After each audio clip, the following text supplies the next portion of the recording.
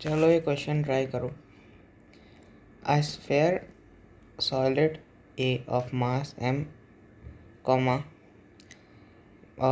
of mass 5m and a spherical shell of mass m, both having same radius, are placed on a rough surface.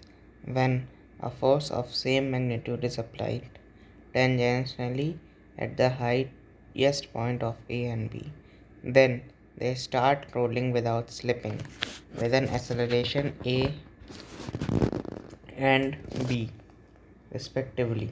The ratio of A and B is। अब सबसे पहले तुम एक गोला हरा सा मान लो, ठीक है। उस पर तुमने एक टेंजेंशियल फोर्स लगाया, ठीक है। अब याद रहे हम जो अप्रोच ट्राई कर रहे हैं वो, अब सबसे पहले हम लोग सब कुछ वेरिएबल में चलाएंगे।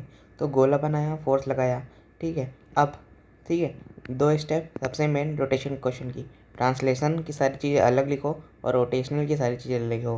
ट्रांसलेशन के लिए मैंने ए लगा दिया, ठीक है। अगर वो जैसे मैंने दिखाया वो क्लॉकवाइज घूम रहा है तो फिर तो वो जो है वो फोर्स जो है उसको वो पीछे घुमाना चाहेगा।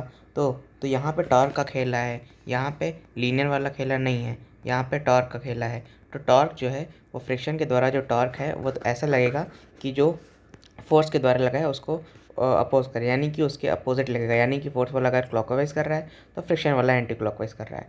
सबसे पहले तुम वो इक्वेशन लिखो फ्रिक्शन वाले ट्रांसलेशनल की, तो वो लिखा तुमने। फिर तुम फ्रिक्शन वो रोटेशनल वाली इक्वेशन लिखो।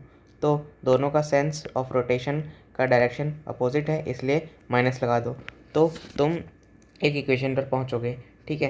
तुम एक इक्वेशन पर पहुँचे जिसमें अल्फ़ा एफ बराबर ए टाइम्स एम प्लस के एम है, ठीक है। अब यहाँ पे तुम यूज़ कर रहे हो के एम को, क्यों? क्योंकि तुम एज अ रिज़ल्ट के की वैल्यू कुछ डालोगे तो दोनों सिनेरियो तुम्हारे सामने बन के आ जाएगा। तो तुम एक प्रोपोर्शनैलिटी ढूंढ रहे हो ताकि तुम के और एम को पुट करो और आंसर आए। तो एक्चुअल में आ रहा है A times M plus I upon R square, और आई अपॉन आर स्क्वायर को हम लोग के एम लिख सकते हैं मोमेंट ऑफ इनर्शिया वाले फॉर्मूले से, ठीक है।